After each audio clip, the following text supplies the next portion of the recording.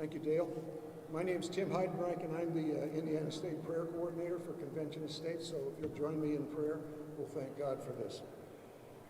Our Father, we thank you for this gathering of free citizens in a free nation, where we can acknowledge you and worship you and pray to you openly.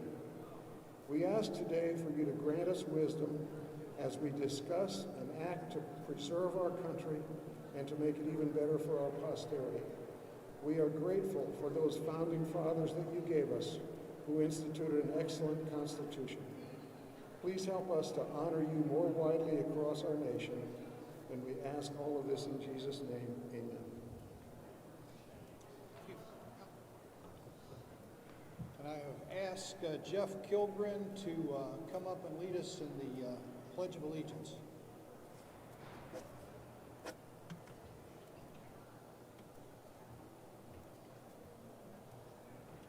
I guess we were all taught it wrong in school because you're supposed to say one nation under God continuously like a single phrase. So don't break it up like we got taught in school. All right, here we go. I pledge allegiance to the flag of the United States of America and to the republic for which it stands, one nation under God, indivisible, with liberty and justice for all.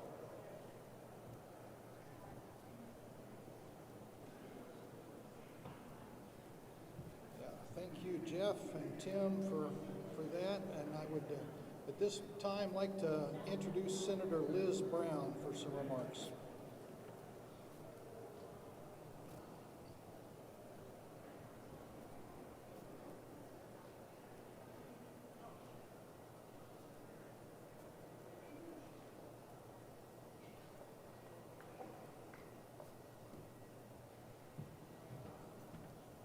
Well, it's actually quite an honor to be asked to speak before all of you today, because you've all been doing the hard work in this area and on this issue for a very, very long time, and I'm relatively new to it. But I just want to thank you because of people like you, every state are making progress in terms of actually getting this done. And it is because of people like you too that you are helped to make sure people understand that this is something that is in the Constitution now, which some of my colleagues have a hard time understanding sometimes, and something that we can put guardrails around. And so there's been some, I don't want to say misinformation, maybe confusion about it, and they're concerned about it sort of getting out of control and things like that.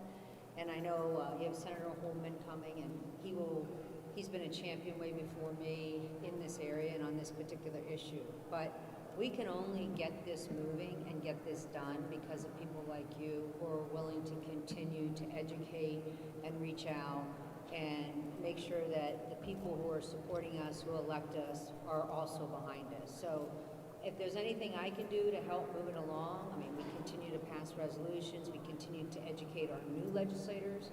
I mean, the very first week I think I got elected, I had a meeting for my locals to explain to me all about this. And so that's something that you do best, and if there's anything that we can do to help you to continue this fight, to actually get it done, I'd be happy to. So I'm just honored that I can even be here today, so thank you so much, and keep up the good work. Thanks.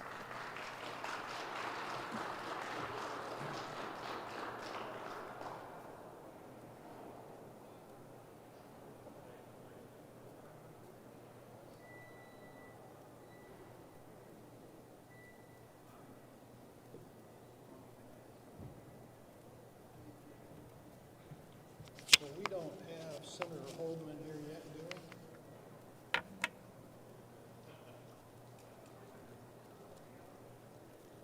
So one of the things that happens is we sometimes present an award or two, and as it happens today, I have a Patriot pin that I would like to award to an individual. As you know, Patriot pins are handed out to volunteers that have kind of gone above and beyond the call of duty and service to the organization and have just gone way above what is expected. So At this time, I would like to invite up Robert Aronson, who is the new region captain for District 1.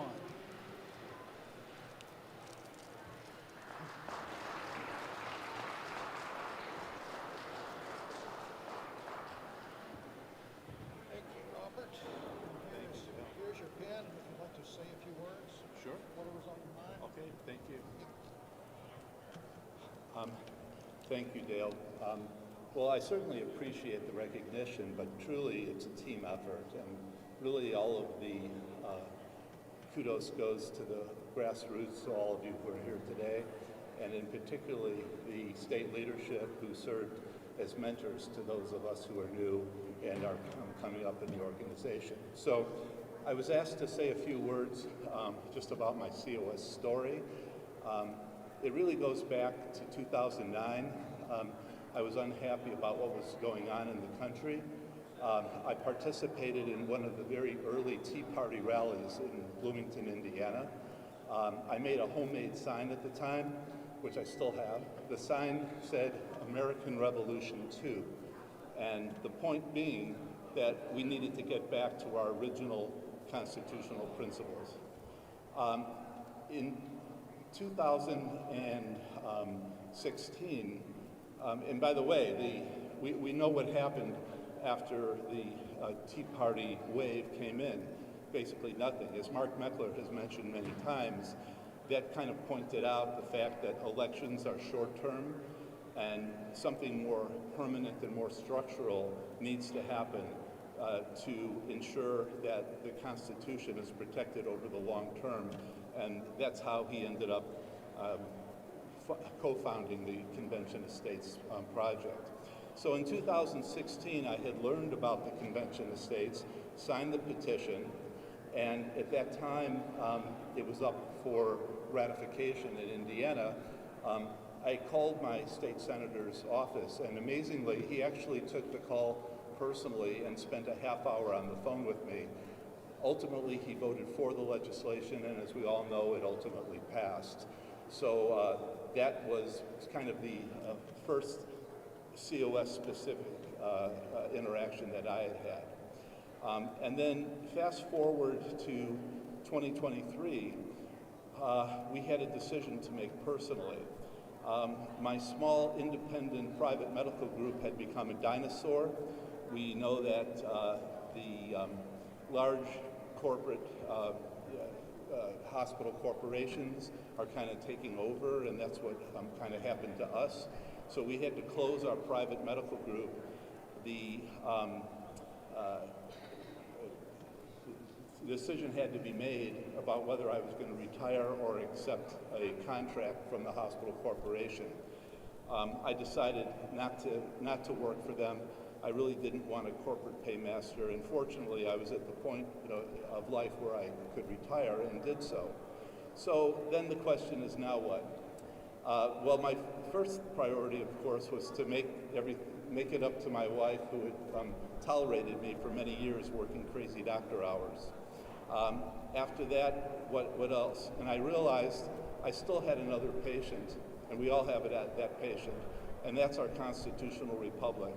Our constitutional republic is on life support and is threatening to go code blue. And so what we all are here for long term is that we've got to get that patient off of life support. We've got to get that ambu bag and breathe new life into that patient. And we've got to get those defibrillator paddles, and we've got to shock the professional political class out. And that's it. That's what we've got to do. And that's why I'm doing this. So thank you very much. Appreciate it.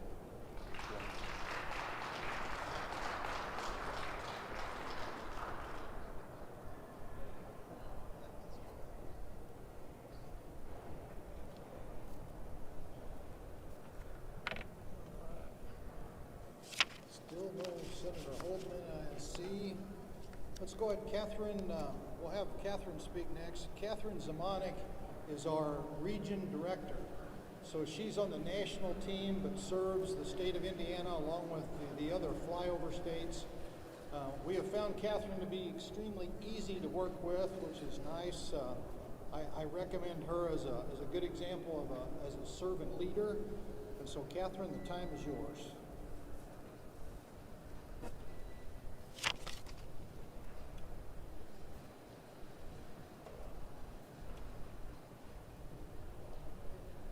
Good morning, everyone. It's truly an honor to be here at the Indiana Capitol. I haven't met all of you yet, but I look forward to it. As Dale mentioned, I'm a regional director for what we call the flyover region. And the flyover region consists of Indiana, Idaho, Iowa, Ohio, those are my vowel states, Michigan, Minnesota, Wisconsin. And the job that I do really has two parts. The first part is legislative. The second part is grassroots development. And I'll give you a little update on what's going on in the flyover region right now. Some of you may have been watching the hearings going on, but the flyover region is really hot right now. We're moving legislation. So just Monday, we passed a very difficult committee in Idaho, 8-7.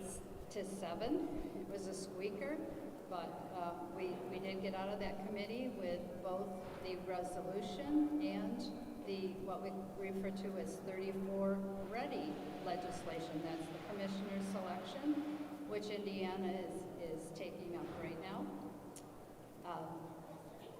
Tuesday, get my days straight here, we passed out of a subcommittee in Iowa, and to our surprise, at 4 o'clock yesterday, they moved us to the full committee in Iowa, and they will be voting on the Convention of States resolution this afternoon. I'm hoping to be able to watch a little bit of that vote and then do the live stream with Rita Peters and Andrew Lush as we celebrate that win in Iowa. And what I would say to you is we really need your prayers if you feel so moved to do so.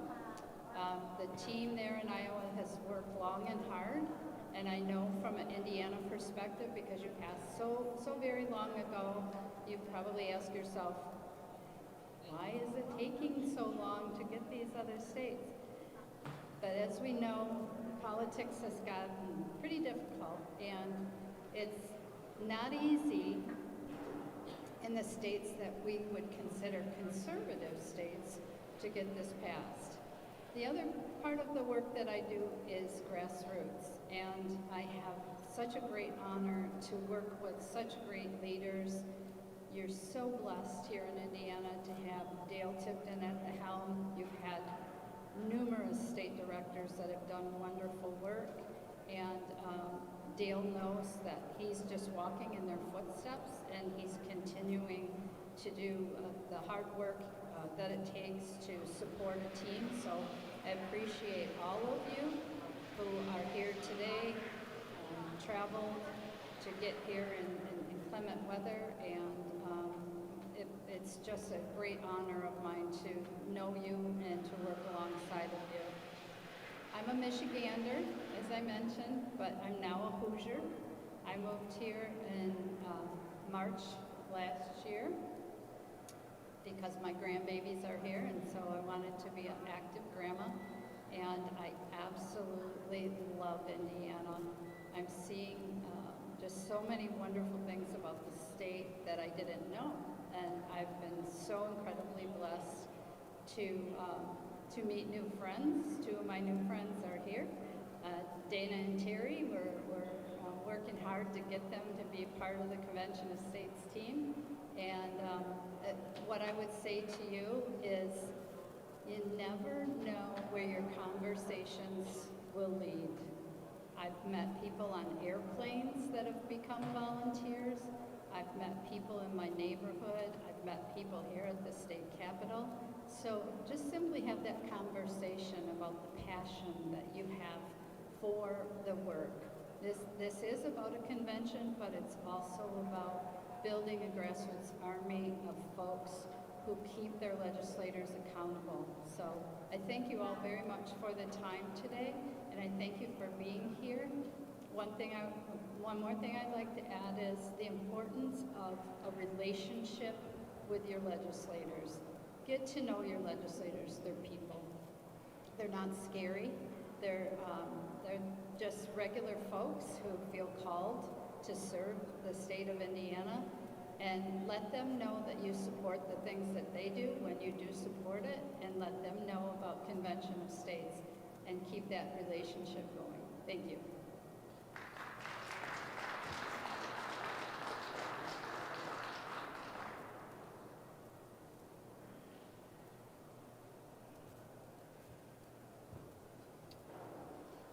And since, I think it's appropriate, since we're talking about state leadership, I would ask Diane Gomez and Dale Parrish to stand as past state directors so that we can recognize them for their work.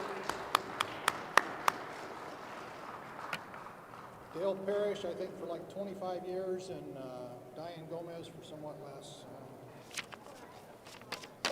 Not quite that long, not quite that long.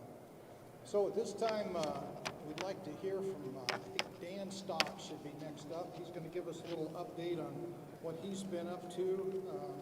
Dan's never at a loss for words, and so we'll give him 10 minutes to see what he has to tell us.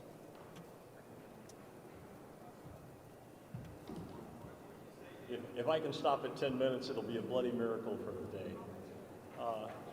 For those of you who don't know what I'm passionate about right now, thanks, Marty, I appreciate that. I am the director of something called the Citizens Coalition for Legislature Accountability.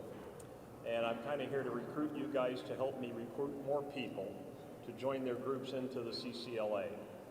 So when somebody says, hey, you know, how come our legislature doesn't accomplish the things that we want accomplished here today?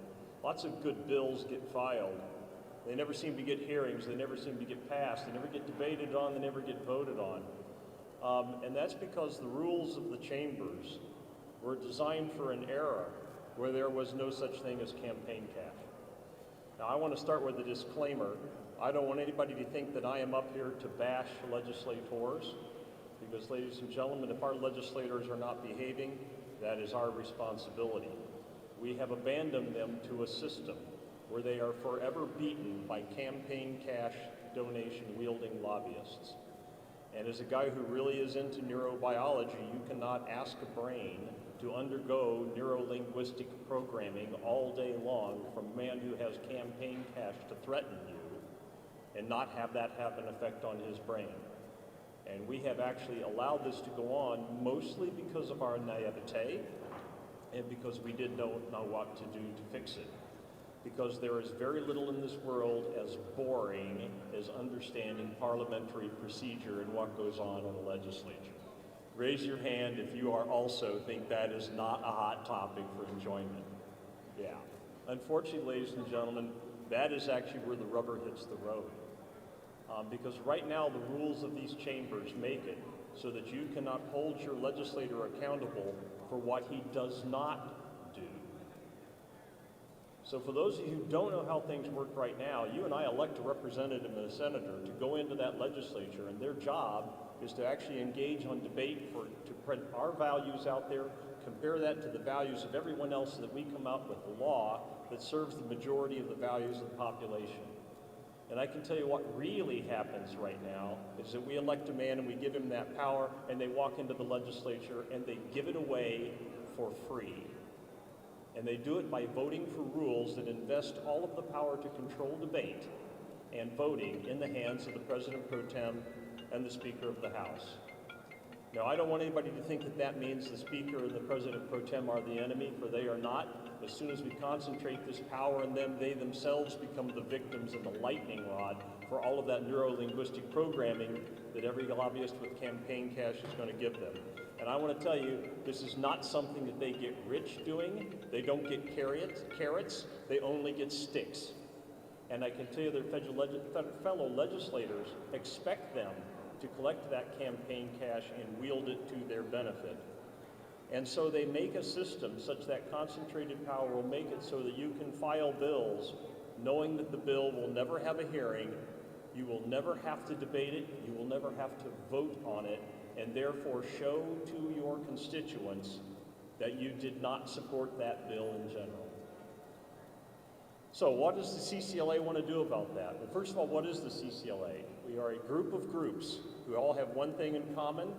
We want freedom, and we want a representative Republican legislature that actually represents those debates, gets them through, and takes votes so that we can hold the legislator accountable for what he did and did not do.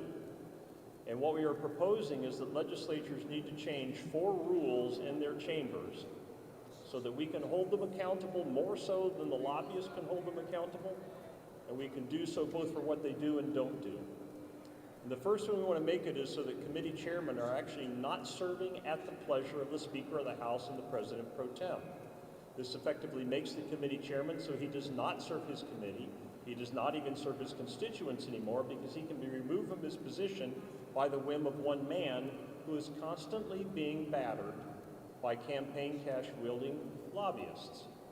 Second of all, we want to make it, and this is probably the most important thing, so that whenever a bill is filed, it has something filed with it called a discharge petition. And the discharge petition, when signed by 40% of the members of a committee or the chamber of a whole, then obligate the committee chairman to give that bill a hearing in time for it to make it through to its second reading. Why does that matter? Well, right now you can file a bill and you may know it's never going to get a hearing, and you can then use that at your campaign time to tell all of your constituents, see what I tried to do for you, even though I knew this had no prayer of actually helping you. But with a discharge petition, now you can go to every legislator anywhere and say, hey, if your name isn't on the discharge petition, I know you didn't support that bill. So for instance, we have 2 bills, one in the Senate, one in the House, that would eliminate property tax. Neither's getting a hearing. Now, if there was a discharge petition, you could actually go to legislature and say, you had the ability to get that bill a hearing by putting your name on the discharge petition. And if I don't see it there, then I'll know that you actually didn't support that bill. The third rule we want to have is right now it turns out that if you really want to get something through to second reading and you still don't want to debate it, you can actually do what's called a procedural objection, which is where somebody says, hey, I don't even think we're allowed to debate that bill here in the chamber. And they give lots of reasons, and that now gets decided by one guy, the Speaker of the House or the President pro tem. And the problem is that the lobbyists all know exactly what he's going to do, and he can't escape accountability to them, and they will make sure he has enough campaign cash to survive any repercussions with his own constituents. So we want to make it so that if you actually have an objection to debating a particular topic, that objection has to be immediately decided by a vote of the entire chamber. We're not going to put the President pro tem and the Speaker of the House out there on an island so that they are isolated and accountable only to the lobbyists, but rather we're going to tell every man in that chamber, you are accountable for if we don't debate this amendment.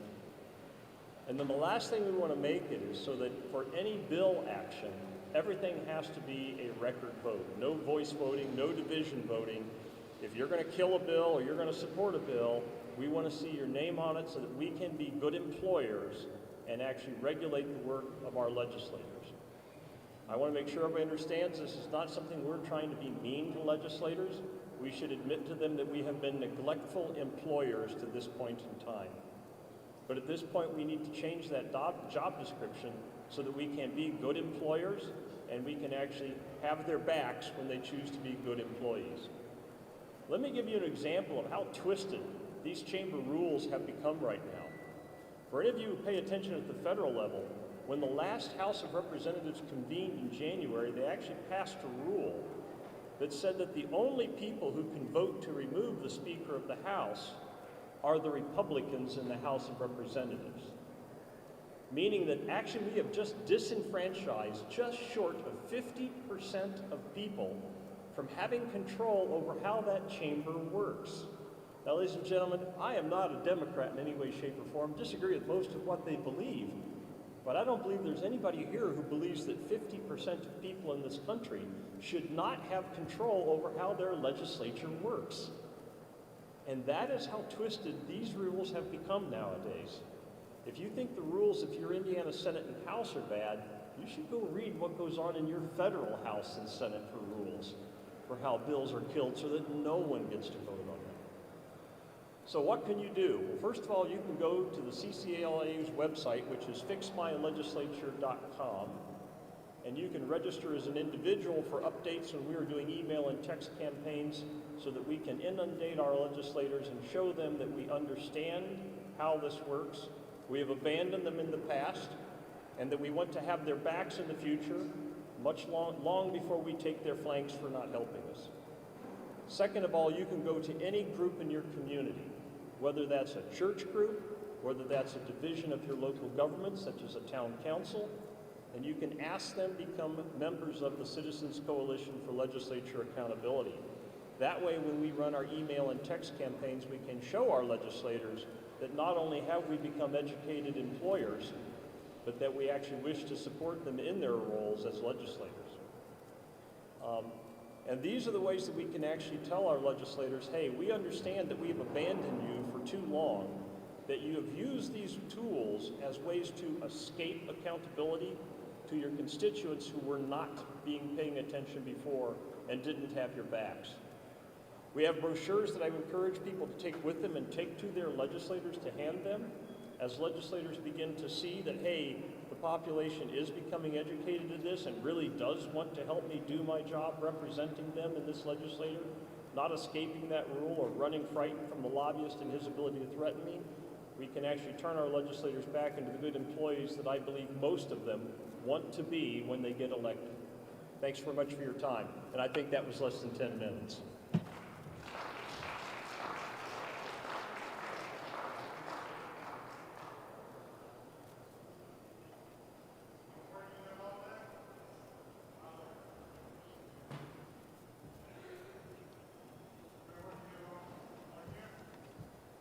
Dan, I truly appreciate that. I had the timer on you and you were at 8 minutes. We have witnessed a miracle. So there we go. We next like to invite up Senator Travis Holdman. He has been with us and supporting us. He was a recent Patriot Pen recipient, as was Senator Brown. And he has been kind of at the point of the spear in securing the initial legislation for us and then working through our new 34 ready or commissioner selection legislation. So, Senator Holdman, the floor is yours.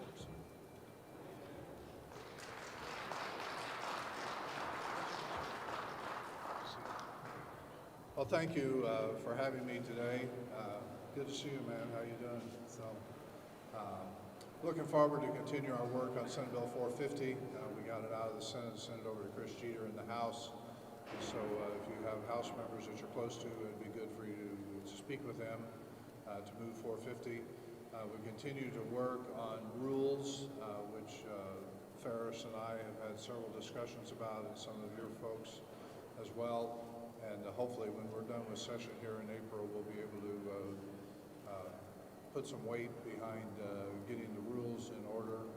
Because one of the things that I've noticed in our old 238 and 239, the Senator Long's bills that were passed back in 13, that's one of the requirements we have is to pass the rules for the convention before we send a delegate, or commissioner, excuse me, before we send a commissioner to the convention.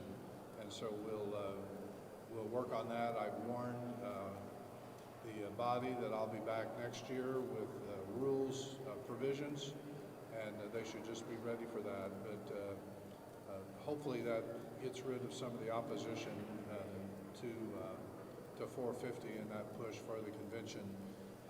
But some of my colleagues and I myself are pretty hard-headed sometimes, and so it takes some grassroots effort from your folks around the state to be speaking to those senators and representatives that represent you to say this is what your constituent believes is the right path for changing what's going on in Washington, D.C. We feel like we have the wind at our back right now with the change in administration at the federal level. And Senator Braun has publicly said he supports the Article 5 movement. And so I think we're in a good spot with where we need to be, but we just can't let up on the pedal. We got to keep pushing forward. And I just want to thank you folks for your support, and we'll just continue to move forward, and glad to engage with any of you at any time that you need to talk. So sorry I can't stay around. I've got 2 appointments waiting on me upstairs. So you all have a great day, and God bless you in what you're doing in your efforts to move forward on Article 5. So have a great day.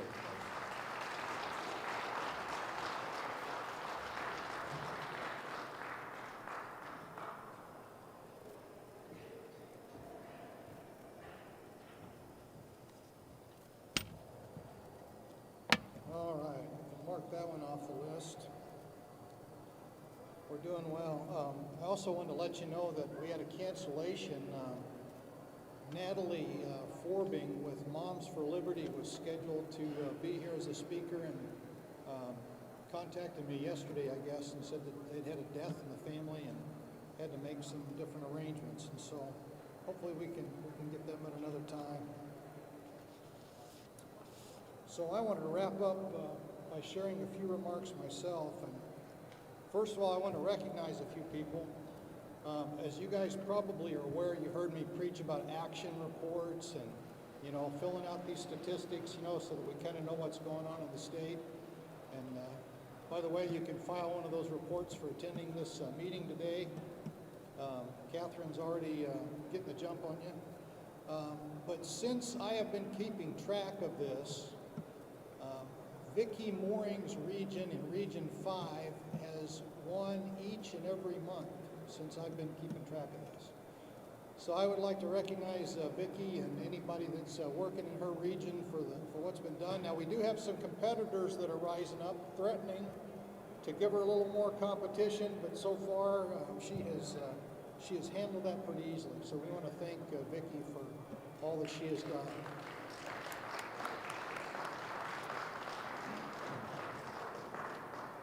Now, something else I don't know, you may not be aware of, I don't know, you may not be, or maybe you are. We have got a pretty good comms team in Indiana. Matter of fact, the comms team in Indiana is so good, it is now starting to anchor a meeting for the whole flyover region to integrate some comms team efforts as we reach out. You're probably aware that it used to be Convention of States Indiana Live that was on every Monday. Now it's COS Today. It's reaching out to more people. It used to be totally focused on Indiana. Now it's looking for stories pretty much everywhere. Everything from J6 prisoners to to border issues to whatever's going on. And so we've had some events here recently that are pretty dramatic, I would say. So I just wanted to very quickly invite up either Ken or Dale, whoever wants to do it, to talk about the brewing statistics and kind of what's happening, just to give you a sense for the magnitude of what's changed over the last year. Whoever.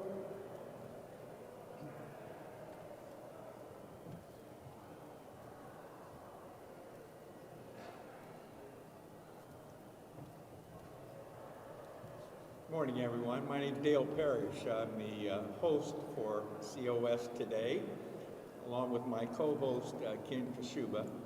Yes, we've had, try to make a long story very short here.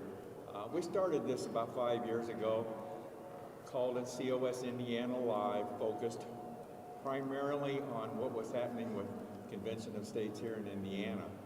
So over the years, we started to branch out, and in 2024, we decided that we were going to change the name to COS Today, and we were going to address various issues nationally as well as statewide, but from the COS perspective, from the Convention of States perspective, namely the 3 pillars of our resolution and our core values as an organization. So in 2024, we latched on to the January 6th defendants and the situation going on with everything that happened on January 6th. That fell right into the government overreach category. And so we lined up some interviews with a couple J6 prisoners, as well as some individuals from various network groups that were supportive of the J6 defendants. So in November of 2024, you know, we track our views. Every month we track how many views, how many people have viewed our program. And in November of 2024, we hit a record of 500,000 views for the month of November. We were, yeah.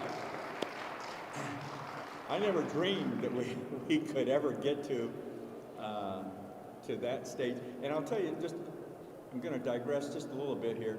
Prior to that, the highest month in views that we ever had was 450, and it was an interview I did with Dan Stock when he returned from January 6th, and told us about his experience. I think, well, Larry, you were there too, Larry Hudson, as well as another individual from Convention of States. So they attended January 6th, gave us their impressions of what went on. So we got views of 450 that month. So that was great. Well, jump forward here, and starting in 2025, you know, we had 500,000 was our record. So we got real bold, and we said, well, we're going to set our goal in 2025 to be 1 million views. We wanted to reach 1 million views on a given month. So we started out in January of this year.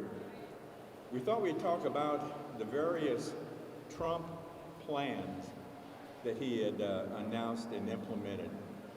The 10-point plan to dismantle the administrative state, the 10-point plan to fix education, the economy, and so on and so forth.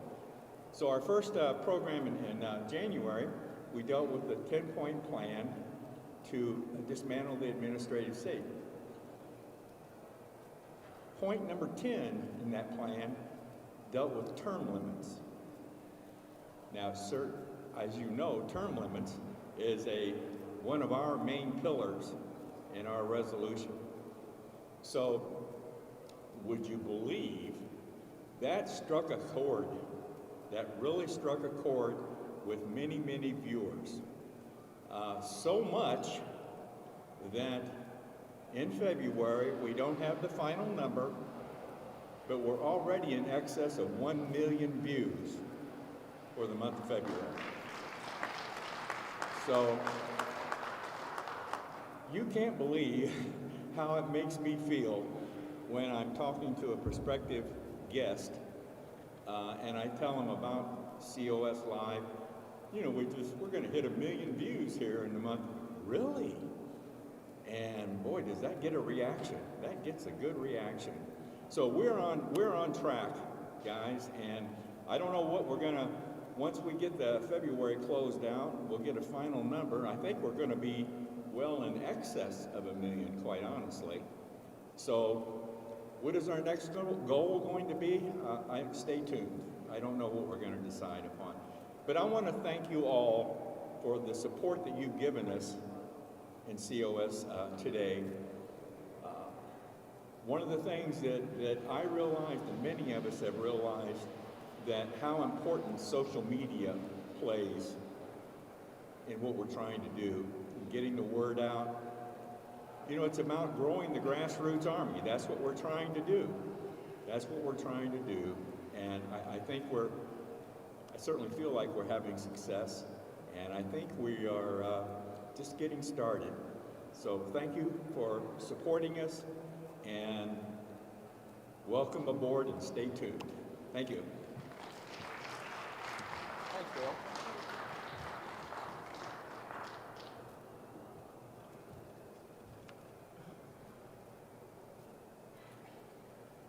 So I wanted to I don't know how many of you guys know it, but I thought I'd get into a little bit of my COS story, so to speak. I'm relatively new compared to many of you, and my attention was focused during the November 2020 presidential election. So I'm like a lot of people, I like to watch the election returns come in on the TV, and I sit there with my wife and we talk about what might be and all those kind of things. And I didn't stay up super late that night, but whenever I went to bed, I had a pretty certain feeling about what the outcome was going to be. And so I roll out of bed the next morning, go to my computer, turn on the news, and I found out it wasn't what I expected. It hadn't, in the presidential election, it hadn't turned, actually things had completely flip-flopped in the dark of the night, so to speak, and the results were somewhat different than I had thought I was going to see whenever I woke up in the morning. And I turned to my wife and I said, you know what, I think we've reached a point in this country where simply voting is not going to be good enough. And so I kind of started looking around, and so I used Facebook quite a bit, and I started selecting different, political organizations and groups and different people that were the talking heads in the movement to try to give me some information. So it wasn't long after that, in January, I came across within my feed this message about Convention of States. And I thought, well, how interesting. What is it? I've never heard of it before. And so I went to the website and started doing my research, as many of you have done. I was not brought in. I was one of the few that I can't say I was brought in by Mark Levin. So I'm kind of different in that regard. But I can't think. It was maybe from Convention of States itself, and somebody was just shared it with me. But I started checking it out, and I thought, you know what? This looks like this has some real potential.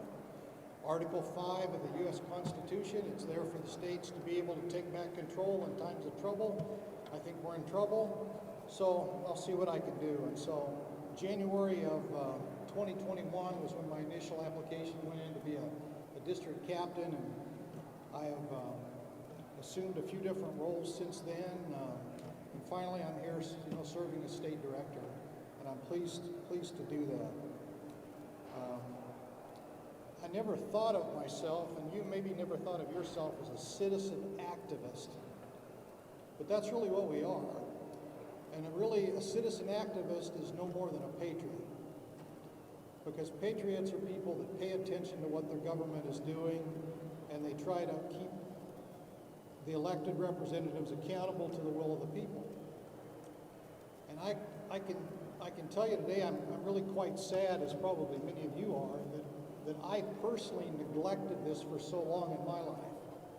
I assumed that whenever I went and voted during the annual elections and all that kind of stuff, whether city, state, or national, that things were being taken care of, that we were in a good place. We had a constitutional republic that was strong, and people were out there doing their jobs. I mean, kind of like what Dan outlined. Whenever you look deeper, it's not always the picture that you see. And so this is a pretty large educational endeavor. And although we have over 5 million supporters right now, Mark Meckler has estimated that by the time a convention is called, we need 35 million supporters. Because for every amendment that comes out of the Constitution when it's called, those are all going to have to be ratified. And that's going to be a huge push to get out and do that. So that's what we're involved in. And just as a reminder, we want to impose fiscal restraints in the federal government of the United States. There's a lot of cost cutting that's going on right now. I don't know how long that can last, but we're at 36 trillion plus. I don't think we've hit 37, have we yet? I think it's still 36 trillion in debt. I won't try to explain that number to you, but that is a lot of money. A lot of money that's been wasted and squandered, and we need some way, through a constitutional amendment, to restrain the pocketbook or the ability to tax to the Congress. Limit the power and jurisdiction of the federal government. I would only ask you to think about your own lives and the decisions that you make, from the type of light bulb that you put into your receptacle at home when you burn one out, to how much water comes through your toilet, to what kind of car you drive, to whatever options you have for home heating. There is literally no place in your life that the federal government doesn't reach. The education of your kids, there's no reason that the federal Department of Education should be telling the state of Indiana what their kids need to learn. That's my belief. That money can be best spent elsewhere. But government is far too big. I think there's over 400 federal agencies that reach into what the state agencies can do. A lot of it's tied to money, which comes from us, after all, because that's where all money comes from. The federal government doesn't make any money. Every bit of it comes from you and I, and we need to make sure that the states are more responsible. And then there's term limits. Think about your favorite senators and representatives out there from, I think Chuck Grassley is 92, Nancy Pelosi, 88 or 9. I mean, we just had Dianne Feinstein that left. Mitch McConnell, who's fallen down more frequently and having problems. We've got a bunch of people that shouldn't be there. They've been there for too long. I mean, come on. I mean, we have to have a little change of the guard at times. And what that term limit should actually be is debatable. A lot of people think it should be very short. Other people a little longer because of the need for experience. But even if it was 20, 25 years, there's several people that are probably double that. I think at the time President Biden left office, he'd served over 50 years, right? Never held a job, only worked in politics. Didn't have a clue, what was going on in the outside world. So that's kind of what we're working on, to build the largest grassroots army ever assembled. And we want to hold a convention, and that's going to be important for the amendments that we want. But of more importance is the people like us that are coming together. And there's not nearly enough of us. I talk to people all the time, and I'll ask them if they're aware of Article 5 in the U.S. Constitution. They'll look at me with a blank stare. Civics hasn't been taught in many of our schools for years. And it's up to us to talk to our kids, our grandkids, and make that message known. We've got a lot to do to keep things going. I want to share one final thing with you in passage. Mark Meckler recommended this book to me. And this is one of the 3 key books written that focus on the historical period that are pre-revolutionary. This is called The Ideological Origins of the American Revolution. And I want to go back here to page 136. And they're talking about Benjamin Franklin was in a debate with this fellow named Joseph Galloway. And Joseph Galloway was arguing at the time that we should really work things out with England. That we should patch things up and kind of get back together. And this was basically what Benjamin Franklin had to say. When I consider the extreme corruption prevalent among all orders of men in this old, rotten state, and the glorious public virtue so predominant in our rising country, I cannot but apprehend more mischief than benefit from a closer union. I fear they will drag us after them in all of the plundering wars which their desperate circumstances, injustice, and rapacity may prompt them to undertake, and their wide, wasting prodigality and profusion is a gulf that will swallow up every aid we may distress ourselves to afford them. Here, numberless and needless places, enormous salaries, pensions, perquisites, bribes, groundless quarrels, foolish expeditions, false accounts or no accounts, contracts and jobs, devour all revenue and produce continually necessitated in the midst of what he deemed as natural plenty. He says, I apprehend, therefore, that to unite us intimately with England will only be to corrupt and poison us also. And as I read that, I was thinking about, well, what are the feelings we have towards our federal government? And a lot of the adjectives that Franklin used to discuss Britain, I think we're seeing today.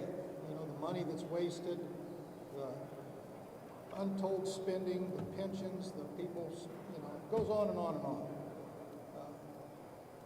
Recently, there was a statement made about Social Security benefits that were going out to people up to 150 years old. And as far as I know, the world record for age is in Brazil at 116. So I don't know how many 120, 130, 140-year-olds we have running around here, but the checks are being cashed, folks.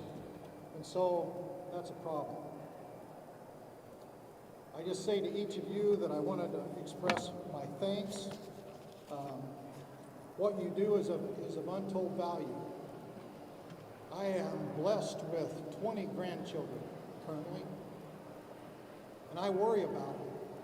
Whenever I play with these little kids and they toddle over to me and they're smiling and giggling, I really wonder about their future and what kind of country that they're going to have to live in. And I'm not going to be around to see that, but I would like to say that I left this country in as good a shape as I could help leave it. And so that's what my life is dedicated to at this point. This is my retirement. This is what I do. And I appreciate all of you for being along for the ride with me.